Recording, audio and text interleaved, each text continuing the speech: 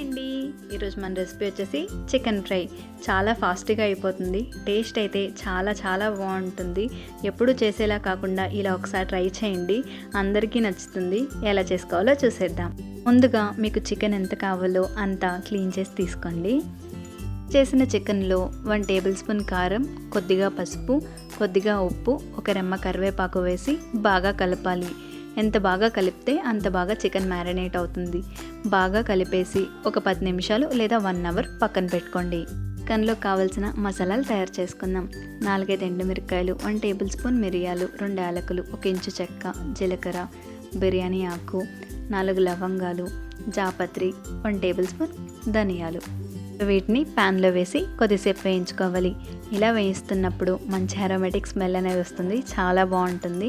ఇవి వేయించుకున్నాక మిక్సీ పట్టి మెత్తని పౌడర్లా చేసుకొని పక్కన తీసి పెట్టుకోండి. ఇప్పుడు ప్యాన్ పెట్టుకొని కొద్దిగా ఆయిల్ వేసి ఒక పెద్ద ఉల్లిపాయని చిన్న ముక్కలుగా కట్ చేసి వేసుకోండి.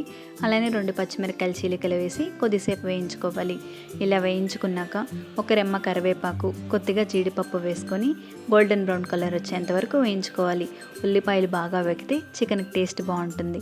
అలాగే కొద్దిగా పుదీనా, 1 టేబుల్ స్పూన్ అల్లం వెల్లుల్లి పేస్ట్ వేసి ఇంకొద్దిసేపు వేగనివ్వండి. కూడా వేగిపోయాక చికెన్ మ్యారినేట్ చేసి పెట్టుకున్నాం కదా, అది కూడా వేసేసి అసలు ఏమీ కలపకండి, వాటర్ కూడా యాడ్ చేయకండి. ప్లేట్ పెట్టేసి మీడియం ఫ్లేమ్లో ఒక 10 నిమిషాలు ఉడికించుకోండి. చూసారా, మనం వాటర్ ఏమీ వేయలేదు, చికెన్లోనే ఊరుతాయి.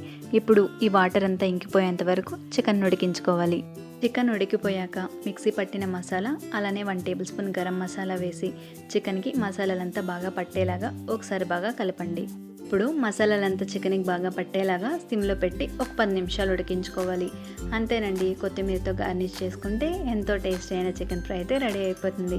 చాలా అంటే చాలా బాగుంటుంది. ఇంట్లో అందరూ కూడా చాలా ఇష్టంగా తినేస్తారు. అన్నంలోకైనా చపాతీలోకైనా దేంట్లోకైనా బాగుంటుంది. ఒకసారి ట్రై చేయండి, మీకు నచ్చుతుంది.